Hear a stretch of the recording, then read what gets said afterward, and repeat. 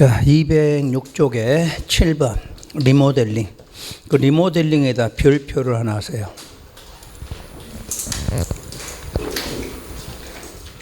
자, 그럼 리모델링이란 1번 건축물의 노후화를 억제하고 또는 기능 향상 등을 위한 다음에 해당하는 행위, 이렇게 나와서 다음에 해당하는 행위. 그럼 1번 대수사, 2번의 셋째 줄 중간 부분에 증축 동그라미 2개, 대수선 증축, 그게 리모델링이야. 그러니까 리모델링 하면 뭐하고 뭐를 말해? 대수선하고 증축이야. 자, 그럼 주의사항, 건축법에서 리모델링은 뭐예요? 거기에 개축이 하나 더 들어가. 구분하셔야 돼. 건축법상의 리모델링하고 주택법상의 리모델링 차이점이야. 양쪽 같은 거 뭔데? 대수선 증축은 똑같아. 근데 개축이 있으면 건축법이야. 이거는 개축 없고 옆에다 써 이제. 위에 됐으면 대수선하고 1번, 2번 사이에다 개축을 쓰고 X표를 딱 하란 이야기야. 여기는 개축이 들어가면 안 돼, 그 말이야. 근데 건축법에서는 개축까지가 포함된다. 그게 차이점이야. 크게 구분됐으면 두 번째. 그러면 사용검사나 사용승인일부터 15년이라고 나왔네. 그럼 왜 사용검사, 사용승인이 나왔나요? 주택법으로 하면 사용검사고 건축법으로 하면 그래 사용승인. 그러니까 건축법, 주택법 다 있다는 이야기잖아. 에? 주택은 건축법에도 있고 주택법에도 있다 이 말과 같은 거잖아. 그럼 건축법을 했으면 뭐를 받았어? 사용승인. 주택법을 했으면 사용검사, 그 말이야. 그래서 양쪽 모두 15년이야. 그 15년이 경과된 무슨 주택? 공동만 돼. 그럼 단독은 안 되는 거야. 이제 공동주택 중에서 각 세대의 주거 전용 면적 30% 이내에서 전유 부분을 증축한다. 전유 부분 이해되죠 이제? 아파트 전유 부분을 말해. 그러면 여러분들이 만약에 전용 면적을 평으로 해봐. 평으로 하는 게 좀 빠르겠지. 한 30평대의 아파트를 갖고 있어. 전용 면적. 그럼 대수선하면 얼마가 늘어나? 9평까지 늘 수 있다. 그 말이야. 그게 증축이야. 알겠죠? 무슨 면적? 전용 면적. 전유 부분이야. 전유 부분을 30% 늘릴 수 있다. 그 말이야. 그 다음에 증축인데 단 세대의 전용 면적이 85 미만이면 40% 이내로 증축한다. 이렇게 돼 있네. 한 번쯤은 요게 나올 수가 있어 이제. 지금까지는 전부 다 전용 면적 30% 이하로 전유 부분 증축 이렇게 나왔을 거 아니야. 그럼 이제는 전용 면적을 써주겠지. 전용 면적이 60제곱미터인 경우 이렇게 나오겠네. 그럼 몇 퍼센트? 40 이렇게. 그러니까 대비를 해야 돼. 시험 문제 할 때. 지금까지는 그 예외를 안 냈기 때문에 그냥 증축한다. 그럼 전용 면적 몇 퍼센트? 30% 늘린다. 이렇게만 공부했거든. 근데 만약에 전용 면적을 표시를 해주면 30이 될 수도 있고 40이 될 수도 이래야지. 그럼 90으로 나오면 어떻게 될까? 전용 면적이 90이다. 그러면 30% 이렇게 해야 되겠지. 자, 80이다. 그러면 40% 이렇게. 그걸 연습하고 들어가면 절대 틀릴 일이 없겠죠. 그 다음에 3번에 그 이에 따른, 자, 그러면 거기서 이렇게 묶는 게 좋을 것 같다. 그 동그라미 2번 번호, 3번 번호 있나요? 아예 이렇게 묶어서 여기다 증축 써요. 2번, 3번이 증축이야. 3번이 따로 있는 게 아니야. 그러니까 1번은 대수선이고 2번과 3번은 뭐다? 증축이다. 이렇게 기억하시는 게 좋을 것 같아. 그래서 2에 따른 거, 2번이 지금 증축이 된 거잖아. 그 2에 따른 각 세대의 증축 가능 면적을 합산한 면적 범위 내에서 기존 세대수로 15% 이내로 세대수를 증가하는 증축 행위도 한다. 이렇게 해놨네. 원래 증축은 각 세대별로 전용 면적이 얼마씩 30% 늘겠지. 그런데 그 늘어나는 면적을 합산해서 세대수로 얼마를 늘릴 수 있다? 15%를 늘릴 수도 있다는 이야기야. 그럼 왜 이게 필요하느냐? 여러분이 대수선에서 증축이 돼. 그럼 늘어나는 면적 누가 비용 부담해야 돼? 늘어난 사람이 비용 부담해야 될 거 아니야. 그러니까 이제 이런 이야기지. 아까 전용 면적이 30평짜리다. 그래서 자 리모델링을 했다. 그럼 몇 평? 39평도 될 이런 이야기잖아 지금. 그러면 내가 굳이 30평에서 39평까지 살게 되면 9평에 대한 비용 부담해야 될 거 아니야. 그러면 나는 한 5평만 늘리면 돼. 5평만. 나머지 4평 또 다른 사람도 이런 식으로 해서 남는 부분이 많겠네 이거. 그럼 요거 뭐 하면 될까? 일반 분양하겠지. 일반 분양 요거 누가 돈 부담하고 들어올 거 아니야. 그럼 내가 비용 부담이 좀 줄 수 있다. 이런 이야기지. 그러니까 원래는 증축은 전용 면적이 얼마? 30. 각 세대별로 30씩 늘어나는데 그 늘어나는 면적을 합산해서 뭐로 늘리는 방법? 세대수. 세대수를 늘리는 방법도 있다. 그럼 세대수는 몇 퍼센트? 15야. 이런 게 시험 문제 다 숫자가. 리모델링은 모든 숫자 자체가 시험 문제니까 구분해야 돼. 그럼 만약에 대수선 그러면 10년이다 이렇게 나와야 돼. 그래서 그 대수선에 이제 다시 올라가서 대수선에다 괄호하고 10년 쓰셔야 해. 그래 나중에 안 틀리게 위해서. 책에서 대수선에다. 자, 그럼 앞으로 사용검사되고 10년 지났다. 그럼 뭐 할 수 있어? 대수선에 15년 지났다. 증축한 이렇게 기억하라는 이야기야. 그러니까 리모델링에서는 숫자로 내는 거니까 리모델링은 대수선한다 해놓고 15년 써놓으면 맞아 틀려? 틀렸지? 대수선은 10년만 지나면 대수선 한다는 이야기야. 그런데 증축은 10년 되면 증축에 못해. 못해 몇 년? 15년. 그것만 갖고도 시험 낸다. 그거 갖고도 시험을 낸다니까. 그 다음에 증축을 할 때는 각 세대별 전용 면적 얼마를 늘려? 30을 늘려. 근데 그렇게 늘리지 않고 그런 부분을 합산해서 세대수로 얼마를 늘릴 수 있어? 15%를 늘릴 수 있다. 이용이야. 그런데 이제 괄호 속에가 다만 수직으로. 이 수직이 뭐야? 층수를 올리겠다네. 층수를 수직으로 증축할 수도 있다 그랬어. 그러니까 세대수를 옆으로 늘리는 방법도 있지만 수직으로 올리는 방법도 있다 말이야. 이 수직 증축을 한동안 불허를 한 거야. 그래서 안 하다가 너무 경기가 안 좋으니까 수직 증축도 허용한다 해서 이게 만들어진 거야. 옛날에는 뭐 만들렸어? 세대수만 늘리는 증축이 허용되다가 수직 증축도 허용한다고 법이 바뀐 거야. 그럼 언제냐면 우리 수도권의 분당 신도시 오래전에 이제 만들어 놓고 15년 이상이 지난 거야. 그래서 리모델링을 하는데 옆으로 늘리는 게 불가능해. 그러니까 어떻게 해야 돼? 위로 올려야 돼. 근데 위로 올리면 왜 안 되느냐? 하중 때문에 안 돼. 하중 때문에. 원래 15층으로 지어놨는데 한 25층 올리면 어떻게 돼? 무게 때문에 무너지니까 수직 증축 허용을 안 했던 거야. 근데 이제 구조 요즘에 공법이 아주 많이 개발되다 보니까 이제는 수직으로 올려도 큰 지장이 없다 해서 수직 증축 허용해 준 거야. 근데 규모가 있지. 수직 증축은 최대 얼마? 3계층까지만. 3계층까지는 안전에 문제가 없다 이렇게 해서 판단이 된 거야. 그죠? 그러니까 만약에 5계층도 될 수는 있지만 안전 문제가 생기니까 5계층이 안 된다는 얘기야. 그러니까 지금 안전진단 해봤더니 최고 3계층까지는 공법상 올려도 되겠더라 해서 이걸 허용해 줬어. 3계층까지.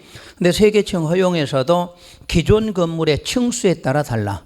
기존 건물의 층수가 15층 이상이면 몇 계층? 3계층. 그럼 14층이 아니면 2계층까지만 수직 증축하라. 이렇게 된 거야. 이걸 다 모두 시험에 냈어. 뭐가 답이 될지는 모르지만 하여튼 다 내. 그렇다고 리모델링을 통째로 내지는 않아. 그냥 지문상에다 용어 지문 넣을 때 갑자기 넣기도 하고. 이렇게 리모델링을 통째로 주면 쉬워. 아, 이거 나왔네. 순서별로 나올 거니까. 이 지문을 갖다 한 개씩만 뽑았으면 어려워져. 그러니까 전체 흐름을 좀 잡고. 그 다음에 2번에 보면 리모델링 기본 계획이 나와. 그러면 리모델링 기본 계획은 세대수 증가형 리모델링에만 적용이 돼. 아까 우리가 증축이 3가지 방법이 있죠? 각 세대별로 얼마? 30 늘리는 방법, 아니면 그걸 모아서 세대수로 늘리는 방법, 아니면 수직으로 올리는 방법, 세 가지 있었지? 근데 그중은 뭐만? 세대수 증가되는 것만 해당되는 계획이야. 잘하셔야 돼. 리모델링, 모든 리모델링에 필요한 게 아니라 뭐가 늘어나는 거? 세대수. 세대수가 증가되는 리모델링으로 인한 도시과밀, 이주 수요 집중 등을 체계적으로 관리하기 위해서 수립하는 계획이야. 자, 세대수가 늘어나면 도시가 어떻게 돼? 과밀화가 될 거 아니야. 세대수 늘어나니까.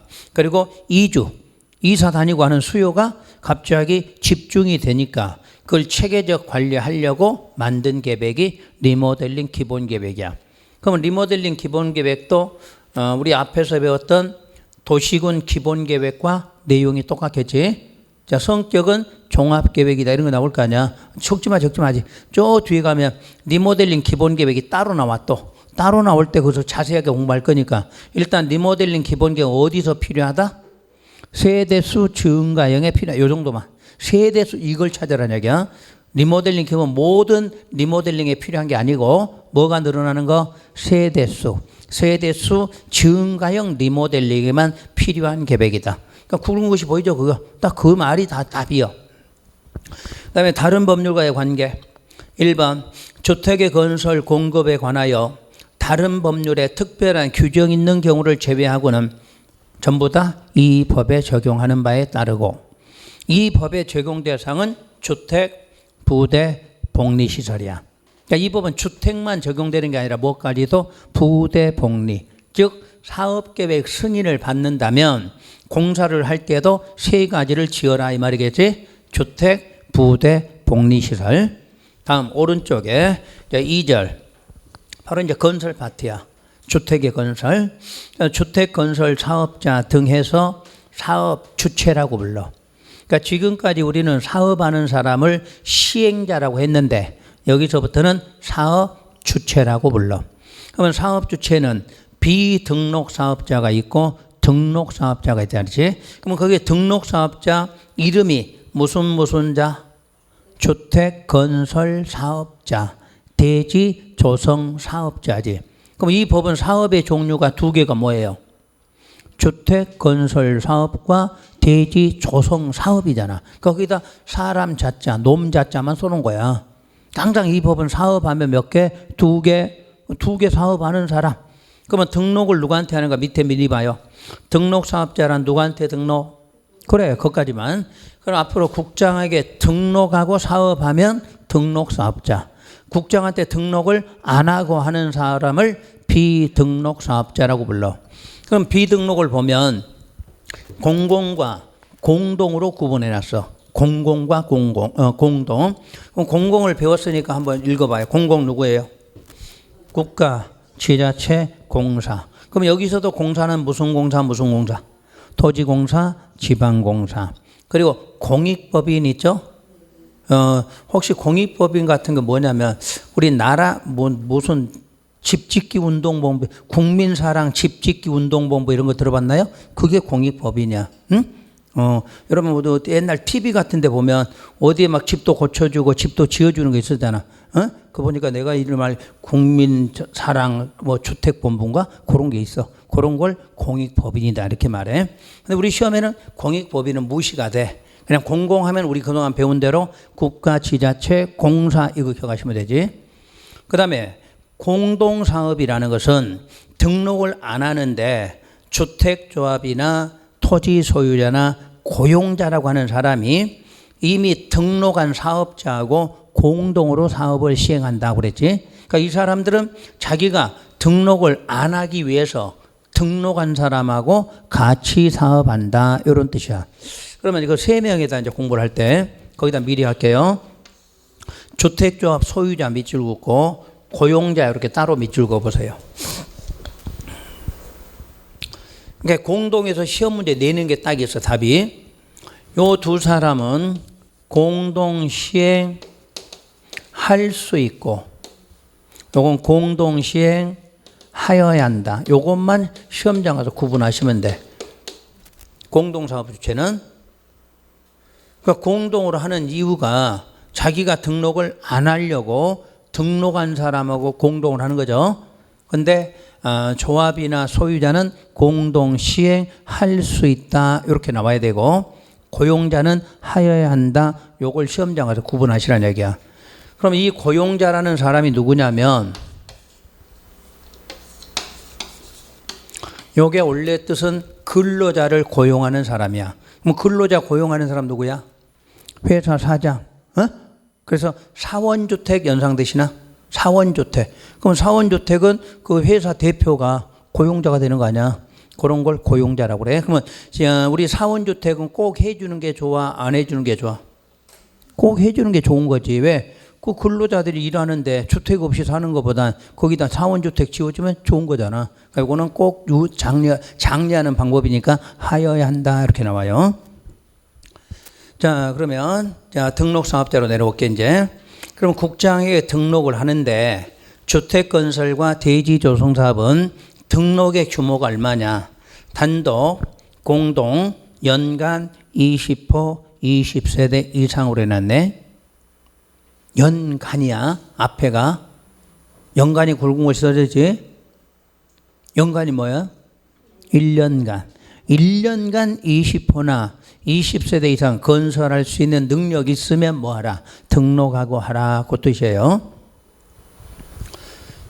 그런데 세 번째가 도시형 생활주택의 경우 원룸형하고 전용면적 80호를 초과하는 주택 한 세대는 함께 건축할 수 있다는 말 기억나나요?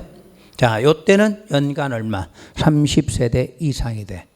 그러니까 도시형에서 원룸하고 한 세대가 85를 넘는 사람, 주인집이 사는 원룸형은 몇 세대? 30세대 이상이면 등록할 수가 있다. 이렇게 나와. 원래 등록은 연간 20이야. 연간 20. 근데 도시형만 예외로 연간 30이 된다. 그 다음에 대지조성. 역시 연간 1만 이상이죠. 이것도 시험에 냈어. 다음 중 등록사업자의 기준은 옳은 거를 골라라 해놓고 괄호 속에다 숫자 다 넣어놓은 거야. 이런 것도 시험 문제지. 그 다음에 등록 기준. 등록 기준은 자본금은 법인은 3억, 개인은 6억이야. 하나만 기억해, 하나만. 법인만. 개인은 더블이야, 더블. 법인은 하나의 법인체가 만들어지면 3억이면 되는데 개인이 하려면 혼자 하는 인간이니까 2배 이상 돈이 필요하다. 이런 식의 개념이야. 그 다음에 기술자는 모두 다 해당 분야 기술자 1명 이상이면 돼. 그럼 주택건설은 무슨 분야? 건축 분야가 되고 대지조성은 토목 분야가 되겠지. 그 사람 1명 이상이에요. 요걸 알아놔야 다음 문제 풀기가 쉬워. 요걸 직접 내는 경우는 많지는 않으니까 일단 숫자는 확인하시고. 그 다음 사무실 면적이 참고사항이야. 읽을 필요 없어. 그리고 사업의 계속수에 등록사업자가 등록을 했는데 말소가 되거나 영업정지 처분을 받았다 하더라도 그 처분 전에 사업계획 승인을 얻은 사업은 어떻게 하라? 계속해야 되겠지? 그래야 우리 국민들이 피해를 안 보는 거지. 이 사람 때문에 무슨 처분 받았는데 대신 안 하게 되면 우리 국민들을 피해를 보는 거잖아. 그러니까 네가 한번 승인 받은 사업에 대해서는 끝까지 책임져라 하는 내용이고 2번과 3번을 묶어서 비등록이라고 써보세요. 공공이든 공동이든 전부 다 누구? 비등록이죠. 그래서 읽으시면 돼. 그 대신에 이제 공동을 한번 해볼게요. 공동. 1번 토지 소유자가 주택을 건설할 경우 등록사업자와 공동사업을 시행할 수 있다. 이렇게 해놨지?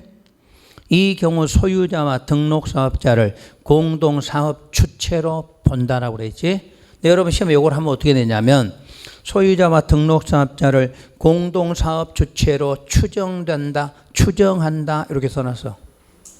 추정하고 간주는 다르지? 민법 시간에 자세히 배웠을 거 아니야. 간주는 본다라고 하는 건 간주잖아. 이거 이의제기하면 해야 안 돼. 안 하지? 이건 확정적이야. 확정적. 추정은 확정된 건 아니지. 어떤 사건이 해서 증거가 있으면 제출하면 번복이 되는 거를 추정이라는 거지. 그러니까 간주하고 추정이 또 전혀 달라. 우리는 전부 본다로 돼 있어. 간주되는 거지. 그 다음에 주택조합. 설립된 주택조합은 괄호 속에 리모델링은 제외돼. 리모델링 제외하고 주택조합은 구성원의 주택을 건설할 경우 등록사업자와 공동시행할 수 있다라고 돼 있지. 그런데 괄호 속에 그게 시험 문제야. 등록사업자 해놓고 지자체, 토지공사, 지방공사 포함 이렇게 해놨네. 그러면 조합은 등록사업자하고도 공동사업할 수 있지만 지자체나 공사하고도 뭐 할 수 있다? 공동사용해. 그래서 조합은 절대 등록사업자 안 내. 공동시행 나오면 조합은 당연히 등록사업자들 하는데 누구하고도 할 수 있어? 지자체나 공사도 할 수 있어. 그 다음에 고용자. 고용자는 근로자의 주택을 건설할 경우 등록사업자와 공동사업 시행하여야 한다. 그랬지? 그 정도만 해도 시험 문제 풀어 이제. 그 다음에 이제 4번 주택조합. 그 주택조합에다는 별표 3개. 처음이지 3개짜리. 주택조합은 보통 2문제가 기본으로 나와. 근데 전면 개정상이야. 그러니까 올해는 이게 어떻게 변할지를 몰라. 그러니까 여러분 기본서 보면 절대 안 돼. 하긴 기본서 보실 분 없지 지금. 기본서는 아예 개정이 안 돼 있는 부분들이야. 혹시라도 기본서 보다가 이놈하고 틀려 그러면 이놈이 우선이야. 이게 늦게 나온 거니까 개정을 반영해서 나온 거니까 이게 우선이란 얘기야. 그래서 주택조합 옆에다가 이렇게 표시하세요. 4번 주택조합 있나요? 그래서 법인 아니다. 지금까지 조합은 전부 법인으로 배웠잖아. 도시개발법, 도시정비법 조합은 전부 법인이야. 근데 주택조합은 법인이 아니야. 법인 아니기 때문에 등기할 필요 있어 없어? 없지? 법인은 등기함으로써 성립된다 이렇게 돼 있잖아. 근데 여기 조합은 법인 아니야. 법인 아니까 등기할 필요 없어. 그러면 여기는 자 무슨 인가만 필요하냐? 설립인가. 설립인가만 받으면 성립이 돼. 요게 다른 조합과의 차이점이에요. 분명히 법이 아니라고 내가 미리 했어. 그러면 이제 조합의 구분을 보시면 주택조합은 많은 수의 구성원이 사업계획 뭐를 받아서 승인을 받아서 주택을 마련하거나 리모델링 하기 위해서 결성되는 다음 조합을 말해. 그래서 조합 이름 3개. 지역, 직장, 리모델링 주택조합 해서 3개야. 지역, 직장, 리모델링. 그러면 지역이란 동일한 특별시, 광역시 또는 도에 거주하는 주민이 주택을 마련하기 위해서 설립이 됐어. 요게 바뀐 게 뭐냐? 옛날에는 시군해야 돼. 시군. 적지 말고. 그럼 옛날에 창원시의 지역조합원은 어디에만 거주해야 돼? 창원시에만 거주해야 돼. 지금은 창원시에 살면 경상남도 모두 조합원이 돼. 다시 부산과 울산까지도 조합원이 될 수 있어. 그러니까 이 동네만 내가 설명한 거야. 여러분 여기 사니까. 그러니까 앞으로 창원시에 사는 사람은 경상남도 다 돼. 그 다음에 울산, 부산까지도 조합원이 될 수 있어. 이렇게 확대된 거야. 그럼 울산광역시에 사는 사람이 창원시에 조합원 될 수 있어 없어? 있지. 있는 거야. 부산 사람도 창원시에 조합원이 될 수도 있는 거지. 이해가 되셨나요? 그럼 왜 울산하고 부산이 들어갔느냐? 울산하고 부산도 원래는 무슨 남도? 경상남도거든. 경상남도. 그래서 경상남도라는 도 개념으로 바뀐 거야. 그러면 경북에 사는 사람들은 대구에 조합원이 될 수 있다. 맞아? 그렇지. 경북도 대구 안에가 경북이 있는 거 아니야. 그래서 지금은 큰 개념이 뭐로? 도 개념으로 바뀐 거야. 도 개념으로. 옛날은 시군이었어. 그러니까 시군이니까 창원시 조합원 어디에? 창원시에만 살아야 돼. 그럼 함안군은 여러분이 조합원 돼? 안 돼? 안 됐지? 근데 지금은 도로 바뀌었어. 도로. 그렇게만 알고 계시면 돼. 그 다음에 직장은 동일한 직장이야. 근데 여기 동일한 직장이라는 게 공무원이야. 공무원. 일반 직장 아니고 공무원이라고 미리 연상해야 돼. 그다음에 리모델링. 리모델링은 반드시 무슨 주택? 그렇지. 아까 우리가 리모델링은 공동주택만 한다 이 말이 있었잖아. 근데 이걸 시험에 단독주택 소유자 이렇게 냈는데 이걸 못 찾는 거야. 이 법에서 리모델링은 무슨 주택? 공동만 하는 거야. 공동만. 그래서 그 공동주택 누가? 소유자가. 리모델링 증축을 해야 되니까 소유자가 있어야지. 그 소유자가 리모델링 하기 위해서 결정했다 이렇게 나오지. 그러니까 이건 용어의 간단한 지문 하나만 알아도 풀 수는 있는데 우리가 용어를 너무 소홀하게 된 거지. 용어 개념을 정확하게 알면 문제 풀어져요. 그다음에 이제 조합의 설립 거기다가 별표 하나를 하시면 돼. 이 부분이 예전에도 시험이 많이 나왔어요. 나는 이제 설명을 하려고 하는 거니까 적으실 필요 없어요. 여러분 책에 다 있어. 있는 걸 여러분 집에 가서 읽으려면 요 설명을 들어야 읽을 수가 있어. 그래서 알려드린 거, 뭐 적으실 건 아니면 좀 이따 따로 요 사진 찍으면 돼요. 이제 설립에 대해서는 설립 인가가 있어.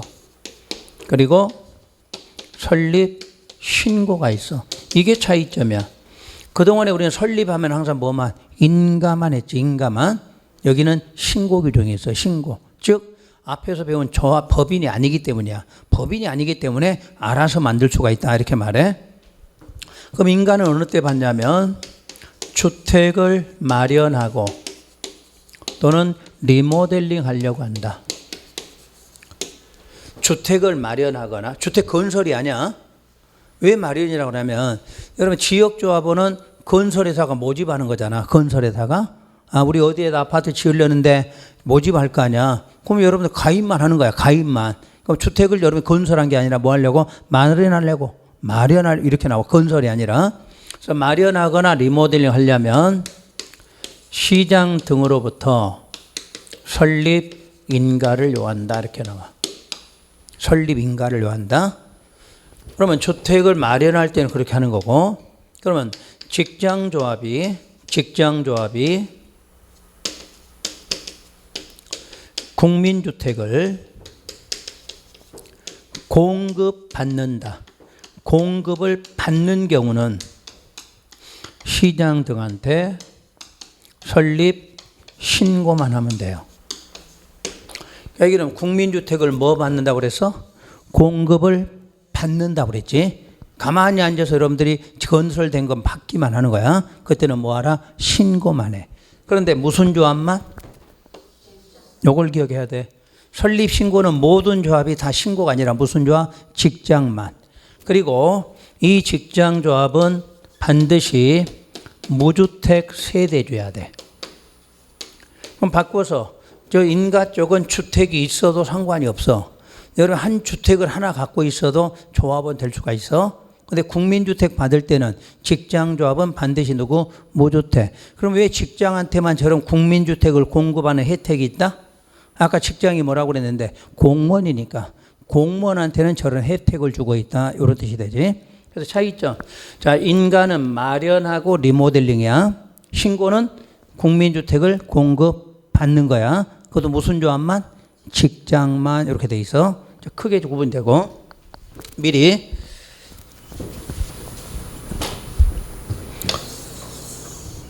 그럼 인가 받은 것을 변경하거나 폐지하려고 한다. 그러면 인가 받은 건 뭐 받고 인가 다시 받고 신고한 것은 다시 신고하라. 한꺼번에. 그러니까 인가 받았거나 신고한 거를 뭐 하거나 변경 폐지하려고 한다. 그러면 인가 받은 쪽은 그대로 인가, 신고한 쪽은 그대로 신고다. 이런 것까지 다 내. 이 조합 설립 부분은 이것도 구분하고. 이제 문제는 설립 인가인데 지역과 직장 조합은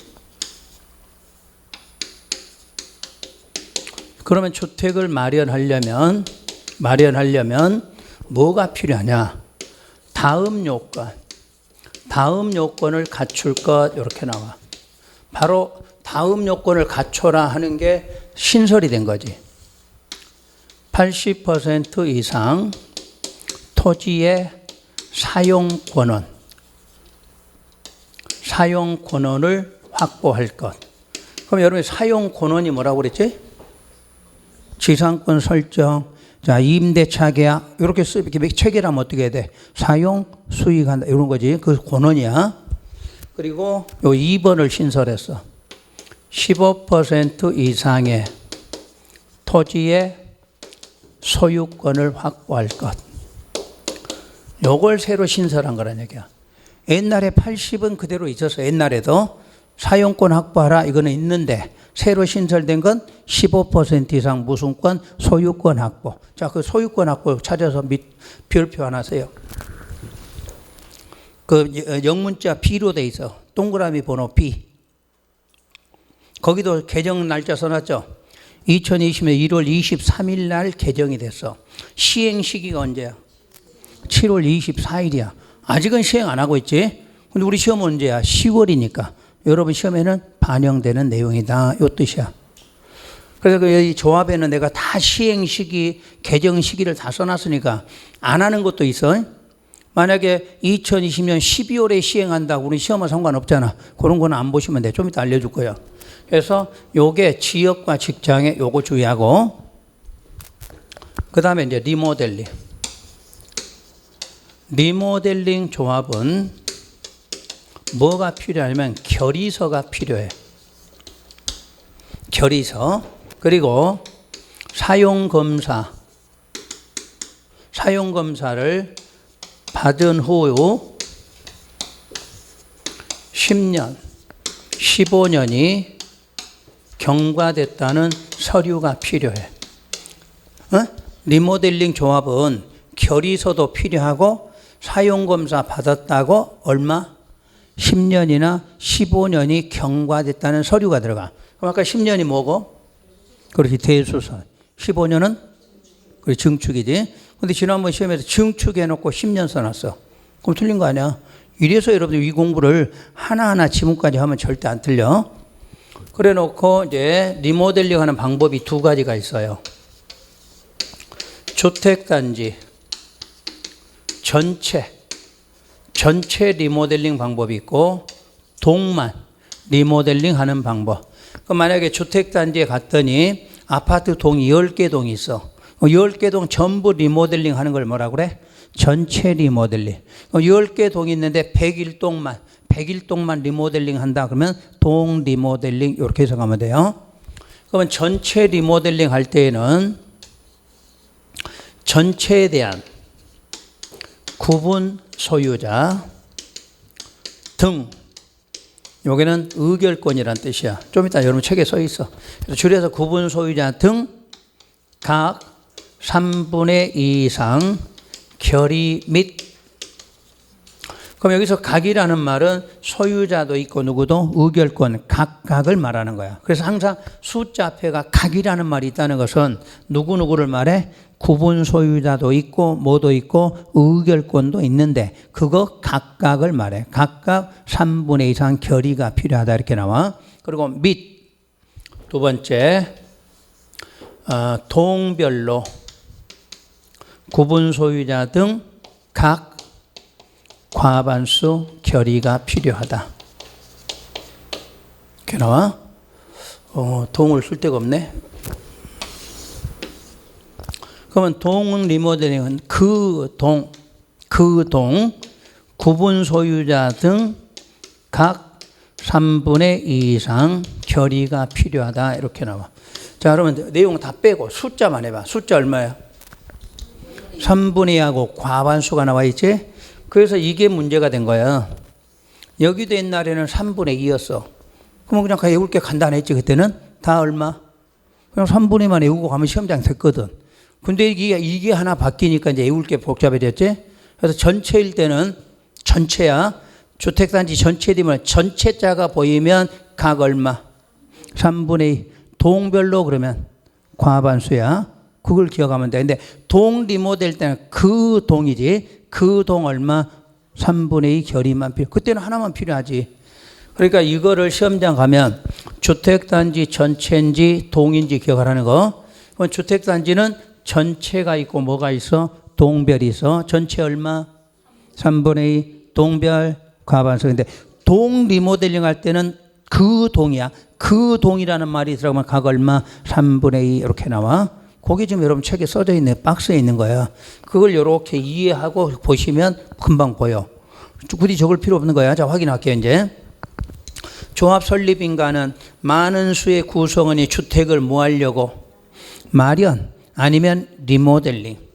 그럴 때는 자, 조합을 설립하려면 그 다음 장에 그 다음 줄에 시장 등에 뭐가 필요하다? 인가가 필요해요. 다시 인가받은 거 변경 해산 페이지를 잘못 써놨다. 해산인데 또 내가 도시정비법 헷갈렸네. 여기는 해산이야. 그럼 해산하더라도 뭐 받아라? 인가 받아라 이렇게 나오지. 그러면 이제 인가를 받으려면 기역 니은 지역과 직장은 주택을 뭐 하려면 마련. 주택을 마련하려면 그 다음 줄 다음 요건을 모두 갖춰라. 다음 요건을. 다만 인가받은 내용 변경 해산할 때는 그러하지 않는다고 그랬네. 해산할 때나 변경할 때는 그거 받을 필요가 없다 그 말이지. 그래서 A번 해당 대지에 대한 80% 이상에 해당하는 토지의 무슨권은 사용권을 확보할 것.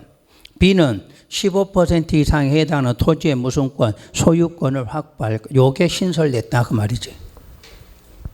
그 다음에 리모델링 조합은 그 구분 소유자와 의결권에 뭐가 필요하냐? 결의서. 그리고 사용검사를 받은 후 10년, 증축은 얼마? 15년 이상 기간이 경과됐다는 서류가 필요하다 이렇게 돼 있잖아. 그러니까 시험에서는 그냥 대수선 해놓고 15년 써놓으면 틀리는 거지. 무조건 10년은 대수선, 15년은 증축에서 나와야 돼. 자, 그때 A번 주택단지 전체 리모델링은 그 전체에 구분 소유자와 의결권이지. 두 개가 있다는 것만 기억하면 돼. 그래서 각 얼마 3분의 2 이상 결의 및 각동 각 얼마 과반수 결의가 필요해. 동 리모델링 하면 그 동 각 얼마 3분의 2 이상 결의 필요하겠죠. 그럼 과반수가 어디에 들어가는 거 그것만 구분하시면 되는 거지. 요걸 잘 구분해야 나중에 허가 받을 때 숫자하고 헷갈리지 않고 할 수 있으니까. 그 다음에 국민주택 공급받기 위한 조합의 설립 신고는 국민주택 공급받기 위해 무슨 조합을 직장조합을 설립할 때에는 신고하면 된다. 그래서 그 직장에다가 무주택 세대주 이렇게 쓰세요. 저 뒤에 가면 나올 건데 미리 써놔요. 무조건 여기서 직장이 나올 때는 여기는 무주택 세대주야. 그럼 미리 한번 해볼게.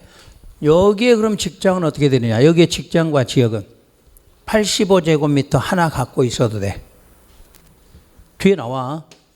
85제곱미터 이하 한 세대 소유해도 조합원이 될 수가 있어. 정상적일 때는. 그런데 뭘 받을 때는 국민주택 받을 때는 반드시 누구만 무주택만 이렇게 돼 있어. 요거 차이점이야. 자, 그럼 그 밑에 가서 손해배상 책임. 조합과 등록사업자가 공동으로 사업을 시행하면서 시공할 경우 등록사업자는 시공자로서 책임뿐만 아니라 자신의 귀족 사유로 사업 시행이 불가능하게 되거나 지연됨으로 인하여 조합원에게 입힌 손해를 배상할 책임이 있다 그러지. 요거는 딱 머릿속에 넣으면 돼. 공동으로 할 때는 공동사업자는 무슨 책임이 있다? 손해배상 책임이 있다. 이렇게 간단하게 기억하시면 돼. 그 다음에 2번 조합 탈퇴. 그 반달가로 2번하고 반달가로 3번은 재작년 시험 보기 전에 신설을 한 거야. 예전에 요게 물순에 문제가 많았어. 지역조합 가입해놓고 나 탈퇴한다 못한다 탈퇴세 돈 내놔라 안 내놔라 이런 게 많았지. 그래서 법으로 정해서 이제 조합 탈퇴는 조합원은 조합의 뭐라고 해놨어? 규약이라고 해놨네. 원래 조합은 뭔데? 정관이라고 그랬지.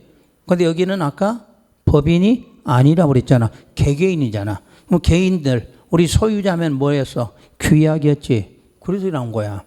그러니까 우리는 항상 소유자가 시행한다. 그럼 뭐 필요해?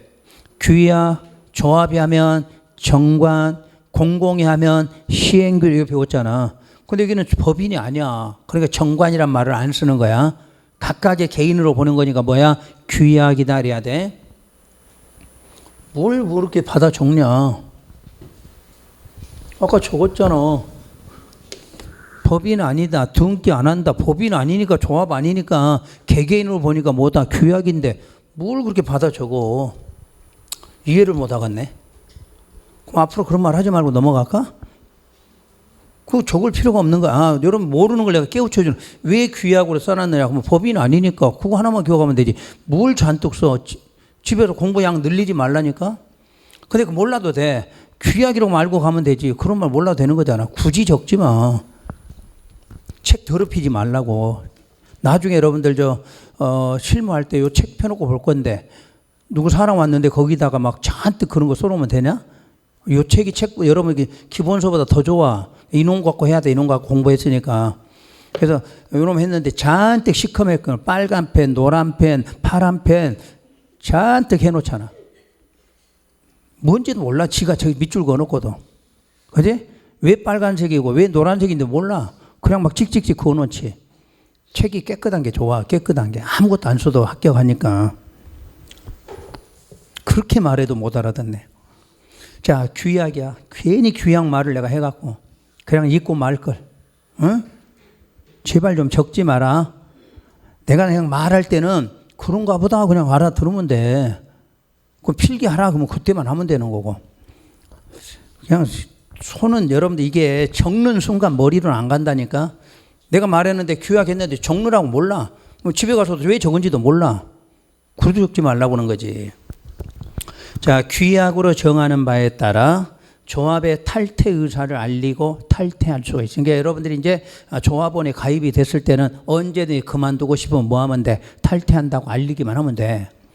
두 번째, 비용 환급도 정해놨어. 탈퇴한 조합원 아니면 제명된 조합원 포함해서 조합 규약으로 정하는 바에 따라 부담한 비용의 환급을 뭐 할 수 있어? 청구, 법으로 정해놨어. 그러니까 여러분 지역조합원 가입할 때 만약 1,000만 원 내놔라 해서 1,000만 원 내고 가입했어. 근데 여러분 탈퇴했어. 그러면 1,000만 원 내놔라 하는데 규약으로 정한다고 그랬지? 그럼 뭐 90%나 80%만 이렇게 정해놓을 거 아니야. 그럼 그거는 환급받을 수 있다. 이렇게 되는 거야. 그러니까 법으로 이제 정해놨어. 싸움나지 말라고. 그다음에 조합원 수, 이것도 이제 개정사항 중에 하나지. 주택조합 리모델링 조합원 제외. 그러니까 리모델링은 조합원 수 상관이 없어. 그럼 뭐하고 뭐만 해당돼? 지역과 직장만 해당돼. 그러니까 항상 세 개니까 리모델링 제외 그 말은 지역과 직장을 말하는 거야. 그래서 지역과 직장은 주택건설 예정 세대수의 50% 이상의 조합원으로 구성하되 조합원은 20인 이상이어야 한다. 이렇게 해놨어. 한번 예를 들까요? 예정 세대수가 1000세대야. 그러면 조합원은 몇 명? 500명 이상이면 되겠지? 요거 되나요? 자, 그러면 300세대야. 그러면 150명 이상이겠지? 30세대야. 30세대. 20명 이상 요 말이야. 이때는 15명이 아니라 최소는 얼마? 20명. 그래서 쏘는 숫자야. 원래는 얼마인데? 50% 이상인데 최소는 얼마다? 20명 이상이다. 왜냐하면 이 법은 아까 30 이상으로 했잖아. 30 이상. 그러니까 30 이상을 하는 경우도 있을 거 아니야. 그때는 반이면 15명 이게 아니라 그때도 최소는 얼마로? 20명으로 하라. 요 뜻이 돼. 그 다음에 동의의제. 리모델링 조합의 설립에 동의한 자로부터 건축물을 취득한 자는 리모델링 주택조합 설립에 뭐한 것으로? 동의한 것으로 본다. 그 다음에 총회 의결. 여기도 조합이니까 총회가 나오겠죠. 총회는 다음에 정하는 사항은 반드시 총회의 의결을 거쳐야 된다고 그랬어. 그래서 니은의 조합 규약을 변경하는 거. 그럼 그동안에는 조합 정관 변경으로 나왔겠지. 규약 변경. 그리고 디귿에 임원의 선임 해임. 그 다음에 리을의 조합의 해산. 그럼 이 말을 내가 읽어준 이유가 뭐죠 이거? 다른 조합에서도 요 세 가지는 절대 대행할 수 없다. 그 내용이지. 다른 법에는 조합이 있으면 총회가 있고 대의원회가 있었잖아. 대의원회가 총회 의결을 대행할 수 있다고 그랬지. 여기는 대의원회가 없어. 없으니까 항상 여기는 총회에서 해야 되는 거지. 근데 총회에서 하는 것도 당연히 뭐야? 정관을 여기는 뭐로 바꿔서 규약으로. 그다음에 임원의 선임 매임 합병해서 같은 거잖아. 그래서 밑줄 그는 거야. 그 체크해 준 거야. 그다음 총회 의결. 자, 총회는 조합원의 100분의 10 이상이 직접 출석해야 돼. 다만 창립총회라든가 위 일에 국토부령으로 정하는 사항, 국토부령이 정하는 사항의 의결은 총회의 경우는 조합원 100분의 20 이상이 직접 출석하라고 해놨네. 그럼 그 옆에다 적어보세요. 페이지 138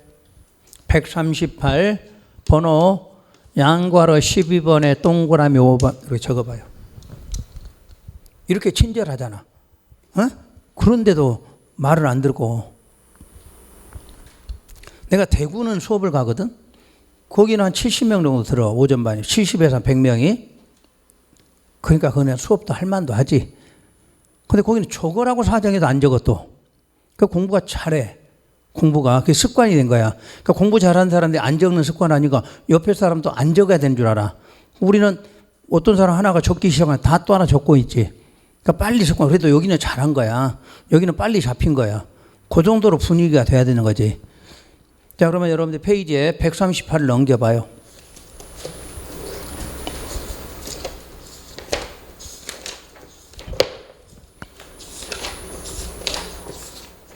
(138번에) 양괄호 12번에 동그라미 5번 있나요? 찾았나요? 거기도 총회 의결은 조합원 얼마가 직접 100분의 10이 직접 출석. 다만 창립총회 나왔잖아. 창립총회. 이 말 나오면 조합원 얼마가 100분의 20이 직접 출석한다고 돼 있잖아. 똑같은 거야. 그래 이게 정비법에도 내고 주택법에도 시험 문제가 나오는 거야. 그러니까 하나를 배우면 양쪽 생각해야 돼. 자, 총회 의결 중에 뭐 하는 거? 하나는 그게 창립총회. 다른 거는 다 못 외워도 된다는 얘기야. 양쪽이 공통이가라는 얘기지. 창립총회가 나오면 원래는 100분의 10인데 이때부터 얼마가 20이 출석한다. 이런 개념이잖아. 아시겠지? 왜냐하면 시험에 이게 자주 나온 거야. 자주. 그러니까 자주 나오는 거는 어디서 나오든 간에 맞출 수 있게 공부하시라는 얘기지. 자, 그러면 다시 209로 와요.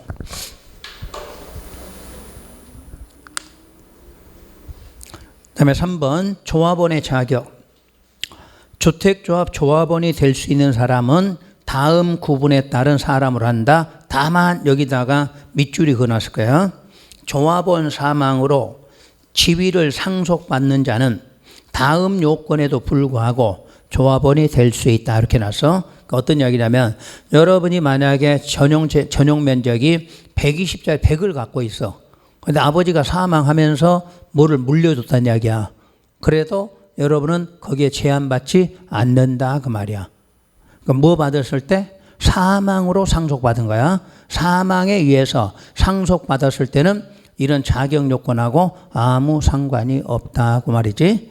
그럼 첫째, 지역조합원의 경우에 다음 요건에 적합한 자. 1번 설립인가 신청일부터 조합주택 입주 가능일까지. 아주 편하죠. 어느 날부터 어느 날? 설립, 인가, 신청일부터 조합주택 입주 가능일까지 주택을 소유하는지에 대해서 다음에 해당할 것 해서 기업, 세대주를 포함한 세대원 전원이 주택을 소유하고 있지 아니한 세대의 세대주일 것. 가장 쉽게 말하면 전원이 무주택 세대주지. 그 다음에 니은에 세대주를 포함한 세대원 중 한 명에 한정하여 전용면적 85 이하의 주택 한 채를 소유한 세대의 세대주일 것. 그러니까 지역조합원의 조합원은 날짜만 기억해요. 어느 날부터 어느 날? 그렇지. 그날부터 입주 가능일까지 세대원 전부가 무주택이거나 세대원 중에 한 명이 얼마짜리? 85 이하짜리 한 채를 갖고 있으면 조합원이 돼. 그러니까 무주택은 당연히 되는 거네. 그런데 얼마짜리? 85 이하 한 채 갖고 있어도 조합원이 될 수 있다 이 말이야. 근데 자, 내가 한 채도 갖고 있고 아버지한테 또 상속받 또 한 채 갖고 있어. 그럴 때는 요건 따져 안 따져? 안 따진다 그 말이야. 상속받은 건 제외시킨다는 이야기야. 그리고 동그라미 2번에 자, 그 특광도에 몇 개월, 6개월 이상 거주할 거 그랬네. 그러니까 여러분들 경상남도, 부산, 그다음에 울산 여기에 조합원이 되려면 얼마? 6개월만 거주하면 다 될 수 있다 그 말이네. 그다음 직장조합. 직장조합은 동그라미 1번 위 반달가로 1번에 동그라미 1에 해당하는 자일 것. 그게 뭐야? 무주택이거나 85 이하 한 채 갖고 있는 사람 그 말이잖아. 오케이? 그러니까 지역하고 직장 같아. 지역과 직장의 조건 그러면 자 언제부터 언제까지? 설립인가 신청일부터 입주 관행일까지 무주택이거나 아니면 85짜리 한 채 갖고 있는 사람. 지역 직장 똑같아. 그 대신에 괄호서 국민주택을 공급받기 위한 직장주택조합의 경우에는 동그라미 1에 기역에 해당하는 누구 무주택 세대주로 한정한다고 그랬지. 그러니까 여기서 직장이 나올 때는 무주택도 되고 85 이하도 하나 되는 거지. 근데 신고 쪽에서 국민주택 공급받는 직장은 반드시 뭐다? 무주택. 요거야. 차이점이야. 그 다음 동그라미 2번 둘째 줄에 동일한 국가기관, 지자체, 법인에 근무하는 자일 것. 그럼 국가기관, 지자체 근무하는 사람이 누구야? 그게 공무원이지. 법인은 준공무원이겠지. 준공무원. 그런 사람만 직장조합원이 되는 거죠. 세 번째, 리모델링. 리모델링 주택조합의 조합원은 다음에 해당하는 자. 일단 거기서 둘째 줄에 공유라는 말이 나왔어. 그럼 몇 명? 공유는 무조건 한 명. 그러니까 주택구까지 똑같아. 공유 나오면 무조건 한 명. 그래서 한 명의 조합으로 보는데 1번 사업계획 승인을 얻어 건설한 공동주택 소유자죠. 그러니까 이 법으로 만든 아파트의 소유자라는 이야기야. 두 번째 복리시설을 함께 리모델링할 때 복리시설 소유자도 조합원이 돼. 그럼 거기서 복리시설이란 누구를 말해? 무슨 시설? 상가지 상가. 그러니까 상가도 같이 리모델링 들어갔다. 그럼 상가 소유자도 당연히 리모델링 조합원이 된다 그 말이야. 그 다음에 건축법 허가받아 분양 목적으로 건설한 공동주택 소유자와 그 건축물 공동주택 외의 시설의 소유자 이렇게 나지. 그러니까 건축법에서도 공동주택을 만들 수도 있다 그 말이지. 그럼 거기에도 공동주택 소유자와 근데 여기는 이제 복리라고 안 해놨잖아. 그 시설 외에 대해서 자 소유자 공동주택 외의 시설의 소유자도 조합원이 된다 이렇게 돼 있어. 자 우선 거기까지 하시고 쉬었다가 4번부터 다시 할게요.